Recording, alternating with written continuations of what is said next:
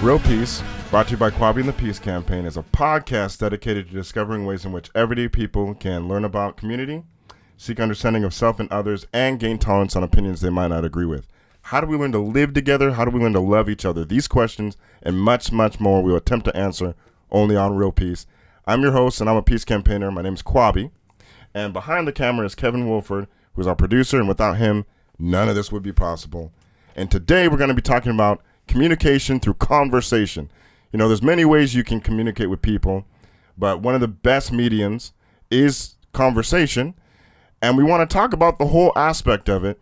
And to talk about that with me is my two amazing guests here that I got going on. My first guest is Alice Lee, who is a senior at University of Washington.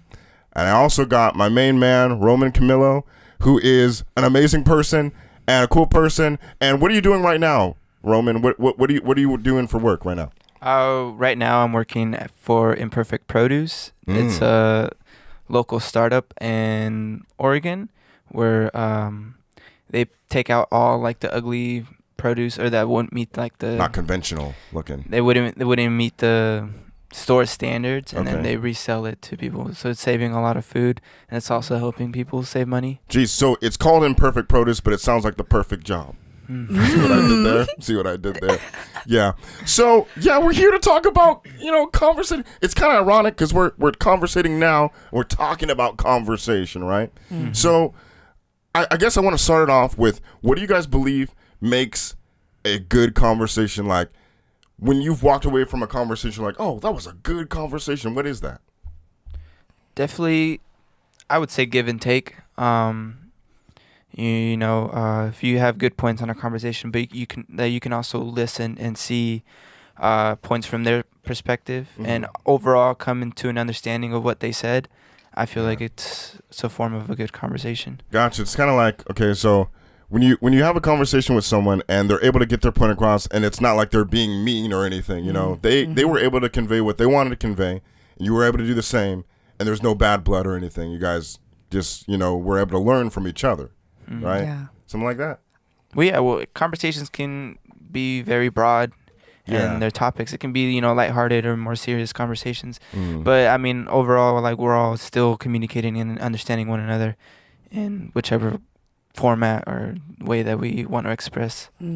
I would approach every single person you do try to conversate with is trying to get to know them, because obviously everyone's going to have their different experiences. So if you approach it like in that way, then it's easier for you to conversate with that person with like the basic stuff, like, what's your background, like, where are you from, gotcha, like, what do you do, then it's crazy because I imagine how many conversations have been bypassed because people just didn't want to talk to the other person or felt apprehensive or scared.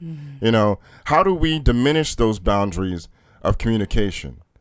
Like, if I'm going someplace new, because, I'm going to throw something out there. Because I've seen a lot of, on the social media, people traveling places.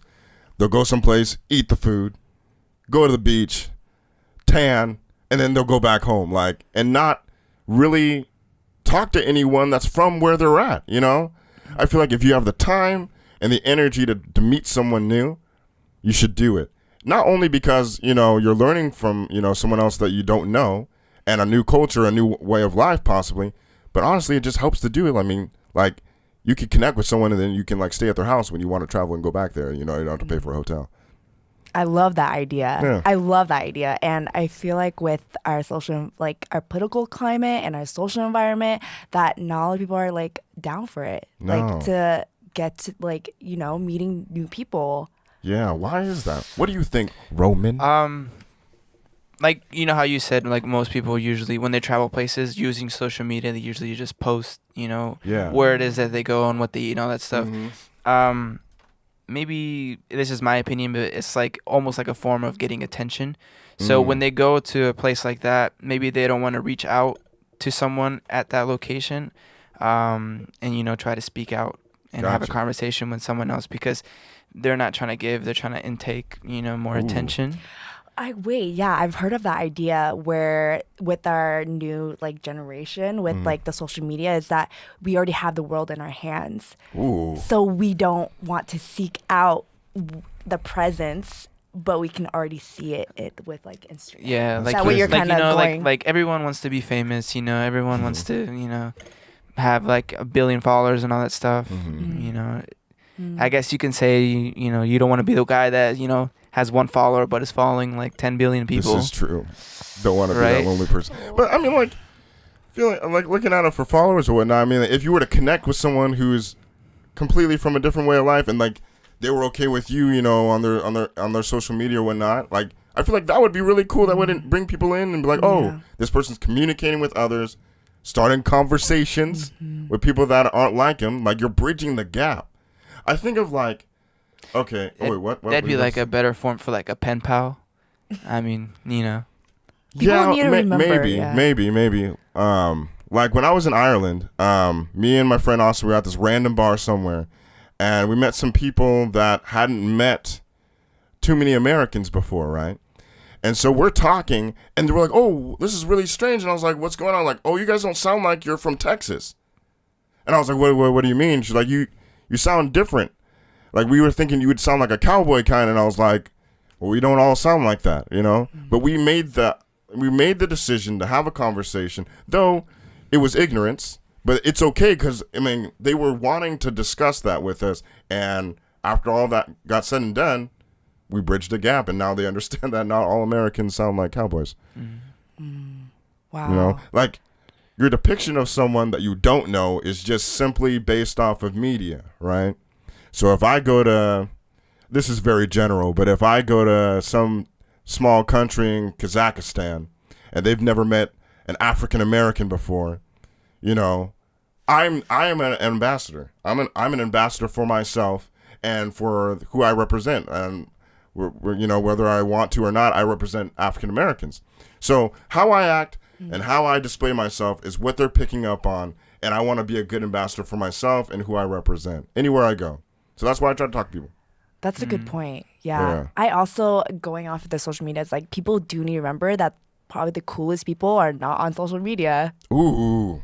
You hear that, social media people? You're not that cool. But I'm on social media too, but I can't. Yeah. I got you. So, one good question I wanted to ask you guys is, when you're meeting someone new you've never met before, ever, how do you go about conversating with them? What does that look like? How do you come across as not crazy, but you're able to exude yourself appropriately and connect with another person? Of course, it's going to vary because people are different. But how do you go about conveying yourself, meeting a new person? I think context really comes into play here. Depends on where the situation is happening. If it's just like on the street or at a store or location, I think every scenario has a different way to go about it. Okay. Let me paint a scenario. You guys tell me what you guys think. You are at the park. Sunny day. Everyone's enjoying their lives. You got dogs chasing, what do they chase? Frisbees, right? And you see a person. There's no gender. You don't know. And they seem very interesting. And you want to approach them and talk with them. What, like... Is that person doing anything in particular? Is this like in terms of a stranger? Yeah, you're sitting. We're both sitting near each other. And you want to address them and talk with them, and bridge that gap, How does someone do that, without feeling like they can't do it? Because I don't know. That's my question. I feel like it comes with people. They have to feel secure first. And confident, right? You said we're both sitting. Yeah. If I was to approach the stranger, I would first suggest if I, can I sit on this bench next to you, right? Mannerisms. That's like the first instinct of finding, see if they're comfortable with me, even in their surroundings. In their space. If they don't mind me sitting there, I mean, obviously, I move more inclined to starting a conversation. True. If they don't feel comfortable, then I mean it has to be the end of that. I mean, gotcha. And then body language comes into play too. If you turn over someone, they're like obviously you're not gonna approach them like, hey, what are you doing? Yeah.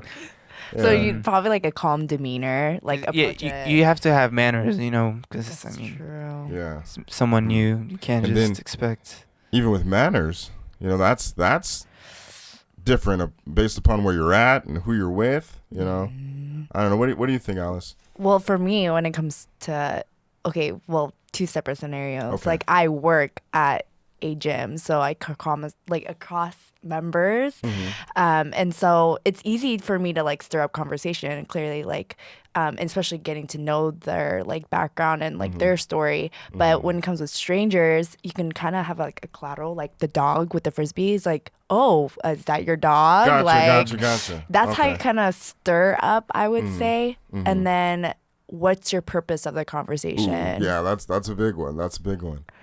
I would say, okay, well, if you're trying to game, that's something different. If you're trying to, talk to someone to spit game, that's different. But if you're genuinely trying to learn about someone else, a different walk of life, and actually be educated, I feel that, having proper manners is important. And also, I guess, with your body language not coming across abrasive and more, innocuous, making it seem as if you have good intentions, though you should, That's important. I feel like with good intentions comes with being empathetic.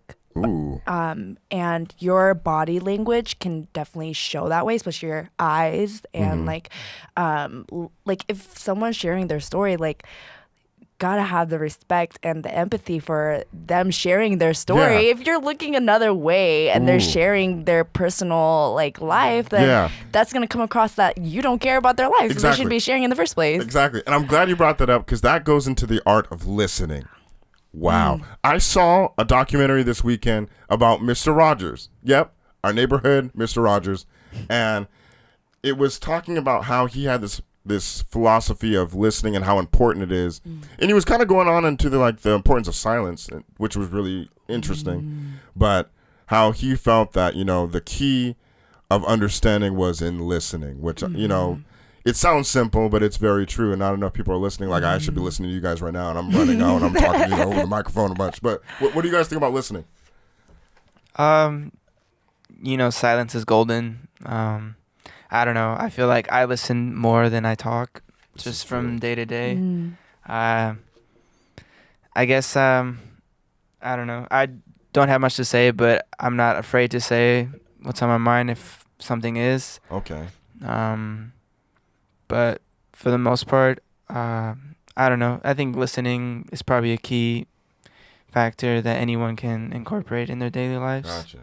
For me, I feel like silence is golden, but while they're telling or speaking, is giving that eye contact, so they're more inclined to share even more with you. Wow. Because when it comes, I've had conversations with like, say like, oh. Sorry, can you cut this part? Okay, so I'm volunteering at this clinic and she's training me. And obviously she has the experience. She's had some more sort of background and I'm trying to get to know her. And with me, when she was asking me questions, I would share. And then there were moments where she would kind of quiet down and wouldn't ask me like follow-up questions. And for me, when I try to be empathetic and like show that I'm listening, she was more inclined to talk. And so when I share something and it seemed like she was drifting off, I was inclined to talk even more because I think that's just natural. Like what comes to conversations and getting to know people. People zone out. Yeah. And even there's some people just don't. They prefer not to have eye contact sometimes. That's true. And that could do with social anxiety as well. That's true. Not keeping eye contact, I don't know what it is, but it's like you kind of have to come back to into it. the soul of the person when you're keeping eye contact. And there's even a methodology in not keeping too much and keeping something like you can't be it's like. It's a science. Remember we talked about it's science. Yes. Yeah. So I agree as well, and that taps into listening, right? But yeah, I just really can't emphasize more, how important listening is. Not to go back to Mr. Rogers, but it was really cool documentary. But he had the kids, sit down and he would just be really intently listening to these kids. And like you said, they would speak more and more and more. And I feel as if when you're in conversation with someone, that should be the number one thing that you're doing. When you're in conversation, listening and the list of things for a conversation: I believe that listening should be the number one thing on the list. Second, maybe getting your point across. Maybe. Yeah. Maybe. Yeah. So, you guys, how do you, yeah. How do you keep yourself guarded yet open at the same time when you're conversing with someone? You don't want to, tell someone like, yeah, I was on drugs 5 years ago. At the same, I'm just saying, I have never been on drugs. But I'm saying, as an example, how do you go ahead and convey who you are as a person, at the same time keep yourself guarded without saying too much? Yeah, I think this comes with like building trust and like embodying trust as you go. Clearly, you're gonna let those guards down slowly, and I think that's like the art of conversation. That's how you build trust, is conversation. Gotcha. And I mean, at first, if you're talking to a stranger, like obviously you're gonna be a little bit more guarded and try to be safe. But if you are gonna pursue that relationship through that conversation, then you're gonna feel more open and you're going to feel more secure with expressing yourself and being like, I don't know how to say, like solid with your identity, I guess. And then them embracing your identity too. Wow. That's powerful. I agree with that as well. What do you think, Roman? I think that some people portray themselves as when they're meeting someone new, you can say like they show all the good side that they have to offer, like all their achievements and all that stuff, as a way to somewhat express who they are as a person, but at the same time guarding, their insecurities and their vulnerability, their flaws. And then, over time building trust and finding that seeing all their success, maybe that can overtake, and overshadow their dents and their like broken and hopefully maybe that way people will see like, oh, like you have your flaws and all that stuff, but you're a great person. Gotcha. So like two-way street basically, like being able to both share your guys' shortcomings, and that, I guess that's why people express themselves, because the other person they feel like they can relate. Yeah, I guess that's true. In our current day and time, you go on CNN, you go on Fox News, they have these panels, political panels, where people are constantly butting heads. All the opinions are very polarized, right?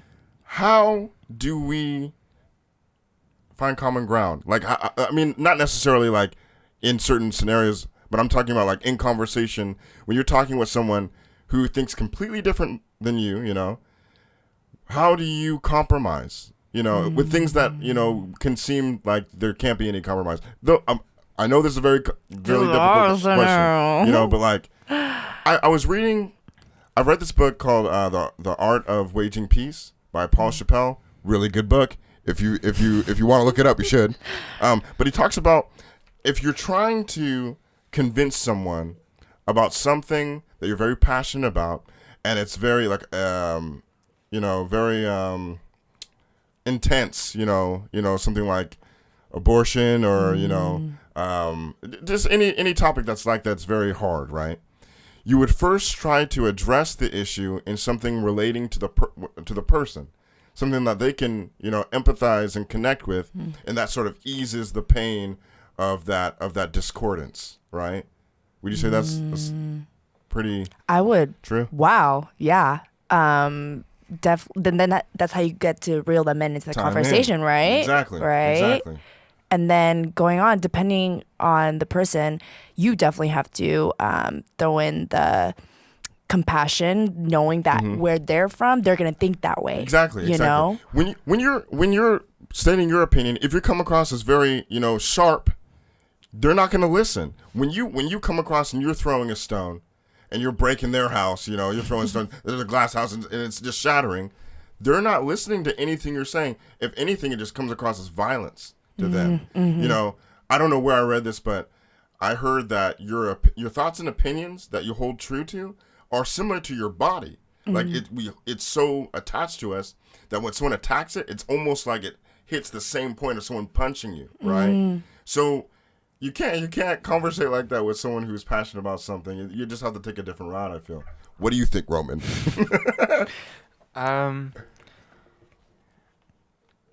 I think in those certain points where it could be like a heated conversation, you don't know what people go through. Ooh. You know, like that's why it's I mean, again, you know, take everything with a grain of salt, but you'd never know what people are going through in that day to day. So anything that you could say, you know, could affect a person differently than some other people. But at the end of the day, if you can, you know, ease into your points how he was saying it, you know, with compassion and moral like understanding, it really helps, you know, all parties to come into like a better understanding. Yeah, like we went through a training because at the Y, and it was training like how to solve problems with like members, like when they have like a concern, and the scenario was the woman was so heated, like she was yelling at the staff clearly, but she was like, hey, let's go to another place and like let's tell me what's going on. Okay. And it had nothing to do with the YMCA, like nothing. Really? It was just her life. She was just like expressing her anger, and the staff was so patient enough to be like, to keep listening to her. And so to summarize, the trainer was like, hey, you guys have to remember your purpose when you're listening is to serve. You know, as staff, like you're serving your members. So I think that can be used in conversations with like your peers or your relationship with your family, is that to serve, then you're gonna have that mindset of listening to them clearly. That's spot on, I don't know, man. I feel that. To serve. We are servants of humanity.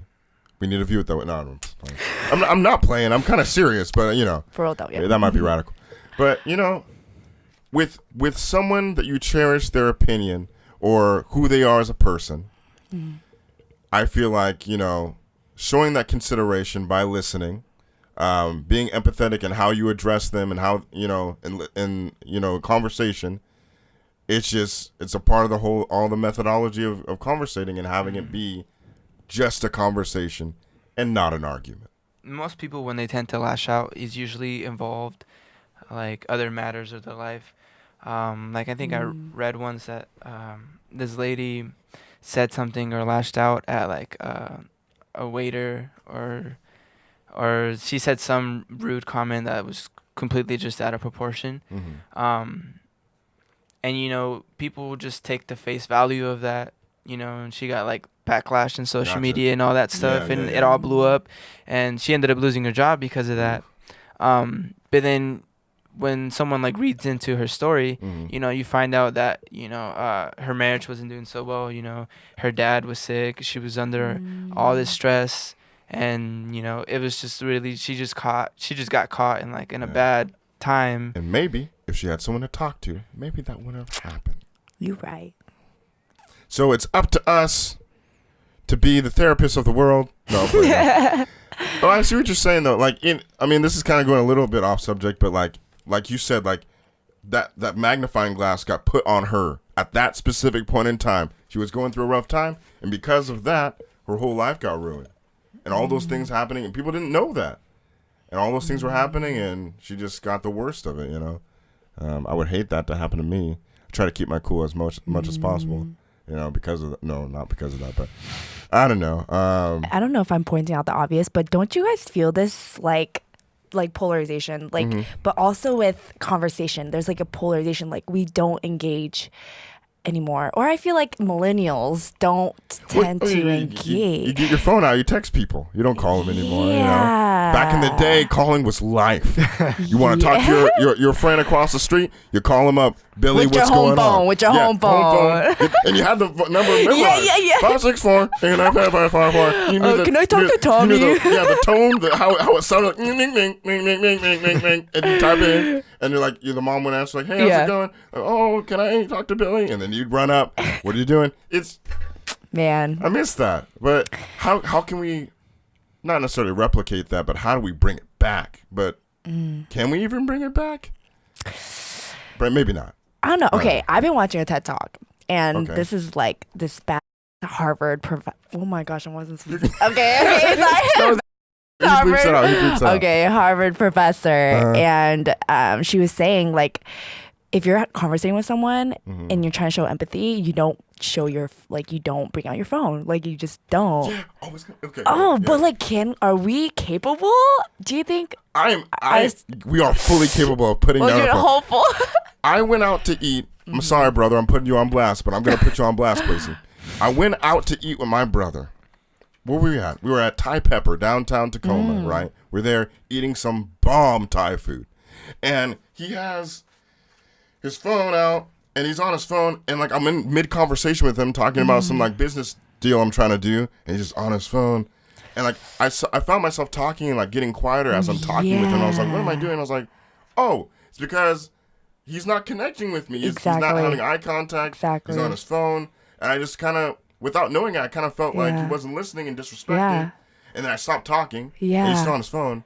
I was just waiting for him to be done. Yeah. That's how you break trust, right? Yeah. And he's like, oh, what's up? And I was like, oh, like, and I don't, so it happens. It happens. And I feel as if you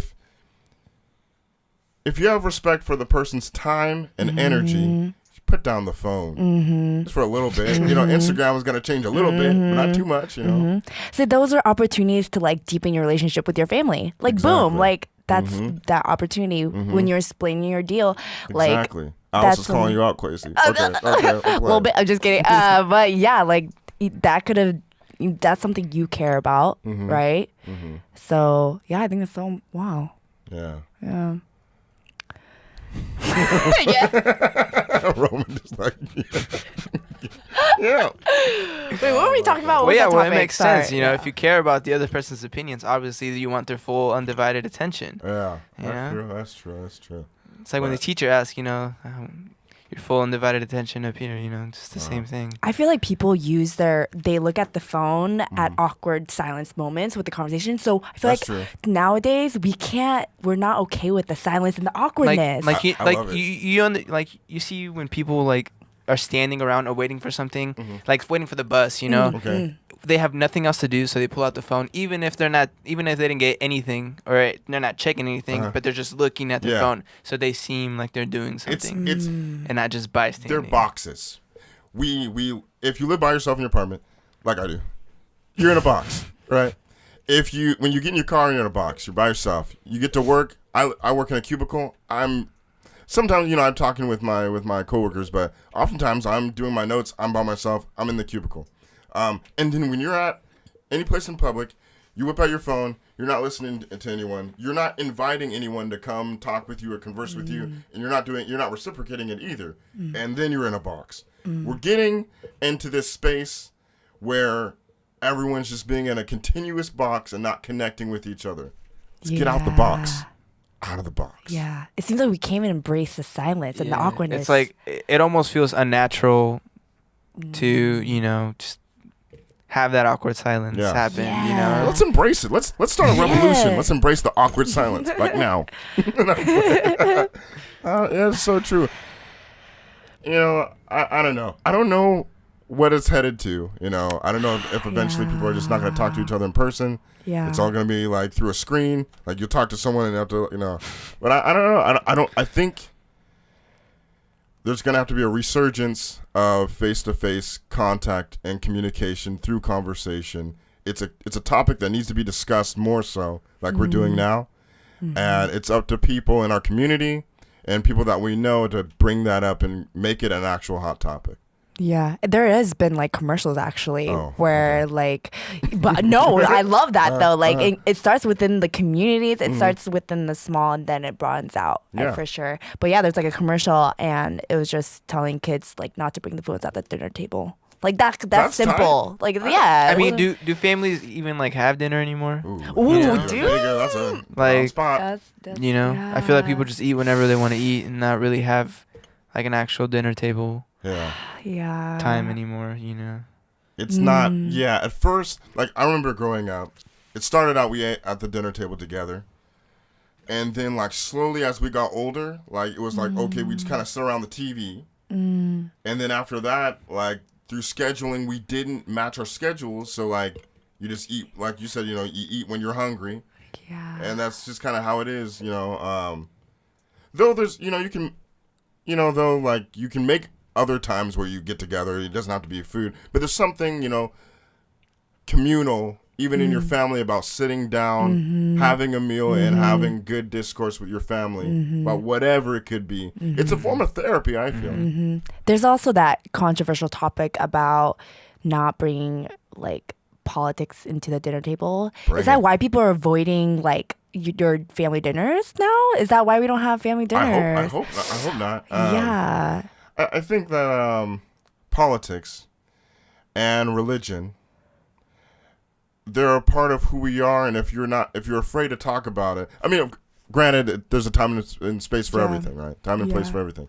But if you can't talk about those things with your family, who can you talk about them with? I feel like that comes down to, like, maybe your relationship with your parents.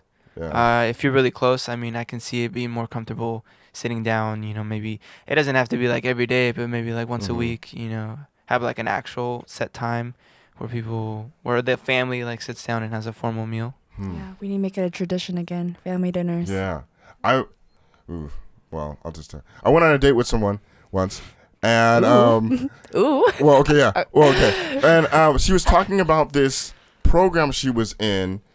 It's called like the dining table or something, where a group of strangers got together and had a meal, like everyone cooked something together, right? Oh. And they sat down and talked about just different things together or whatnot. And it was like trying to replicate the whole, family eating down and sitting down and having a good conversation through food. I thought it was amazing.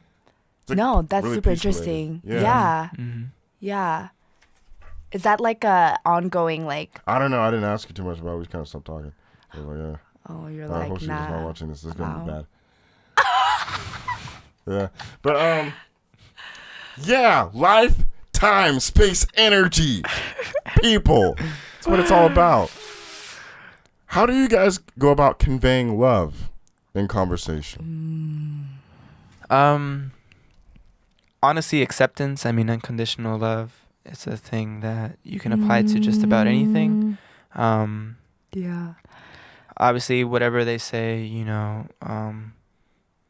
can accept it in every way or form. Yeah. I feel like if you That's go true. back to that, remembering your purpose is like compassion. compassion. Always remembering, like, when your conversation, and just, I think that drives yourself in speaking with that person. That's so true. Man. Like Kevin, for example. I know there's been times where I've said something that was really stupid, right? And though I'm sure he was like, in his mind, like, what is this dude saying? Like, he listens, and he might, if it's super out of pocket, like, hey, Quab, like, what are you talking about? But, he listens, and I like that about Kevin. Like, he's always there to listen. I'm not going to cry, but he's always there to listen. He's a very good listener, and that goes such a long way, Yeah. to know, not even like during the moment, but like to know that there's someone out there that's going to listen to you when you need something to talk about. Yeah. I feel like love comes with unconditional love, and unconditional love comes with, like you said, accepting and like remembering they have their differences and accepting their differences, embracing the different identities and whatnot.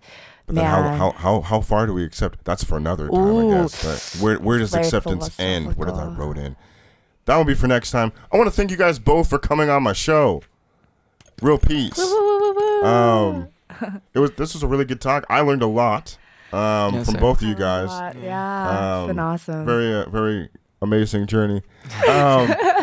Folks at home, please subscribe and give us feedback on the podcast. All your feedback helps us to make the show even better, and we want your guys' involvement because, when we're involved and we're communicating, we're practicing peace. So I hope you guys have a good day, and I'm Kwabi, and I'm signing off for Real Peace. See you next time.